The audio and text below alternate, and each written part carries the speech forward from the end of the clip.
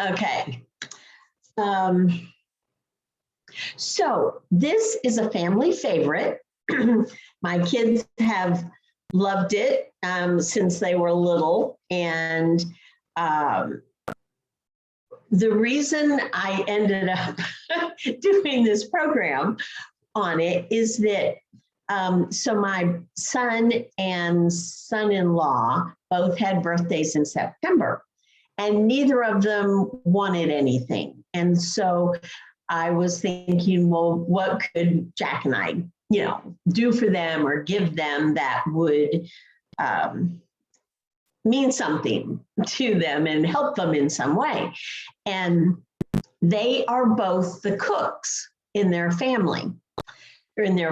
So I thought there are two dishes, this chicken and wild rice, and then there's a zucchini lasagna that are like the family favorites. And so I decided I would make many batches of this and freeze them in like 8x8 pans, since each of them, there's only the two, the husband and wife in the family, and that it would be plenty for that night and leftovers for the next day. Excuse me. And so I froze them in the 8x8, and then I have one of those vacuum sealers. So I take them out of the pan and shrink wrap them, and they stayed frozen. And so that was my motivation. And so I had two coolers just filled with a bunch. They probably ended up having, I don't know, maybe like 16 meals that they could do, or that this covered, and they could just be in their freezer and ready to go. So that was my motivation behind this. So, sorry. So the recipe is up higher than I expected. It's not really, but we'll make sure that's fixed. So maybe, let's see. Well, so you need chicken and wild rice, and there's mayonnaise, there's cream of celery soup, there's sliced water chestnuts. Make sure you get the sliced. You don't want to slice them. And the store brand is fine in that. The other thing is, like with the cream of celery soup, you don't make the soup, you just put it in its concentrated form. And the rice you do go ahead and make. And it does freeze very well before baking. So these are the ingredients for when you quadruple a recipe. So I went and bought 4 rotisserie chickens and just took all the meat off of them. And instead of just cooking the chicken in the oven, which I could have done, the meat is so tender and it's consistent. Whenever I cook chicken, if it's already in pieces in the oven, some parts end up being a little harder than others. And so by using the rotisserie, it's just very easy.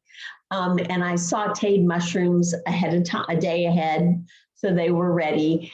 And what ends up making this dish, or my idea of making this into a gift, is you have to have a big enough bowl. And I do have a bowl. It's in another slide. It's coming up. Let me real quickly show you the French style green beans. And at least in our area, it's very hard to find these French. They're French style, which means they're actually cut. They're not cut crossways, they're cut longwise. And this picture actually shows how they're cut. But Kroger's the only place around here that I can find them. So anyway, this is the bowl. This is, I was thinking about Lanny making her, 5-pound bag of flour for her bread. I thought, I can do that bread in this bowl. So, so I've got the bowl, and you can see I had to buy all these packs of green beans. I think I have 8 because each recipe calls for 2 bags. So this was just to give you scale. This is a regular kind of 32 ounce, I think, Hellmann's mayonnaise jar, and it just fits right in there. So it's really just assembling. And this was the cups of mayonnaise and all the cups of the cans of soup. And I already added in the water chestnuts. And so then I've added in the chicken, and I did, since I took it off like the day before or 2 days before, I had the chicken broth poured in with it, just figuring it will add more flavor. And let's see. So here I've added the mushrooms that I've already sauteed. And I do put like a garlic salt on the mushrooms when I cook those. So I don't really add other seasoning or other salt and pepper to this recipe. And this is when it's all mixed up. This definitely is in the comfort food category, which could be why it's family favorite.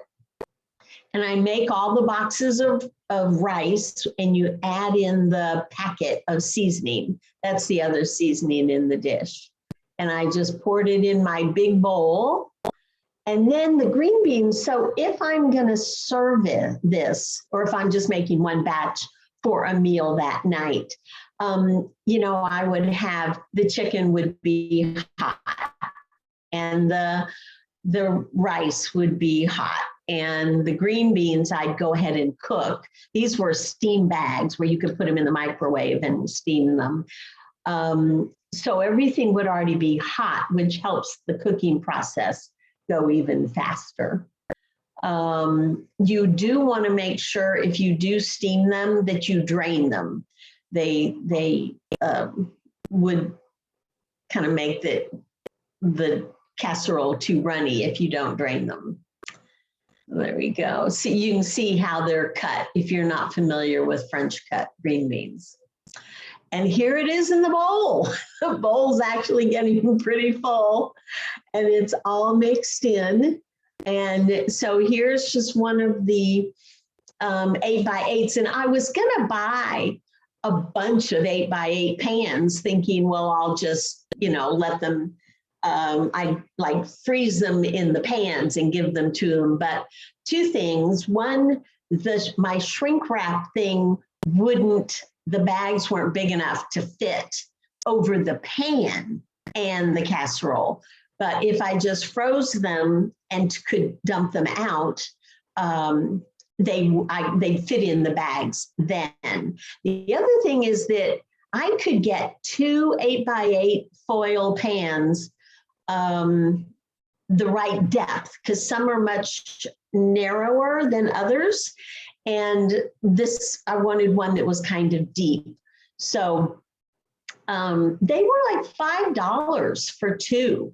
And I thought, no, you know, the kids have 8x8 pans. They can, you know, take them out of the shrink wrap and put them in the pan, and they would thaw and be ready to go in the oven. So the total time for cooking is an hour, but I set the timer at 350 for 45 minutes. And then at 45 minutes, you add the sharp cheddar cheese and put it back in for 15 minutes. And then it comes out looking like that. And I actually didn't take a picture of it cut and on a plate. So sorry about that. We'd serve it with cranberry sauce, usually. And it turns out the family enjoys this as a dip as well. And so if I'm going to make it for a dip, I usually chop the green beans more than how they come in the package for the casserole. And you know, it's like served with chips, and it's a hot dip, and it is actually very, very good. So I think, let's see. Oh, so if I'm just making one batch, I use the 9x13 baking dish, but that's not what I was doing. So here's a picture of one of the coolers that I had, and this is and I wrote the baking directions on each of the shrink wrap so that it would be right there. They wouldn't have to go find, any directions. So I actually had the frozen, the chicken and wild rice. This is the zucchini lasagna. And then I had made, this is actually pasta in this bag over on the right. And I will put together a program at some point of this. It was a pasta dish, and it was with sun-dried tomatoes and basil and lemon. It was really very good. So I made the mix that you would then, and it had brie cheese in it. And so they could, once they made it, you just would put the cooked pasta in with the oil and cheese and basil mixture. And you then have pasta for days and days. So anyway, it was a wonderful kind of gift, and they really appreciated it and are still, they haven't used them all by any means. And they've found that, if they're talking to their friends and they're like, well, let's get together for dinner. Well, they don't have to wonder what they're going to make. They've got it ready. So I will stop the screen share and see if That's good.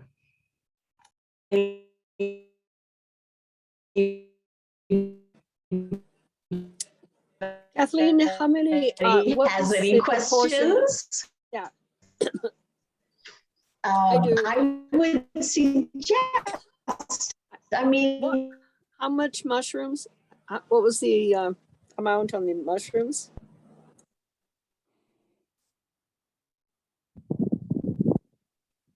She's frozen for me. Yeah, me too.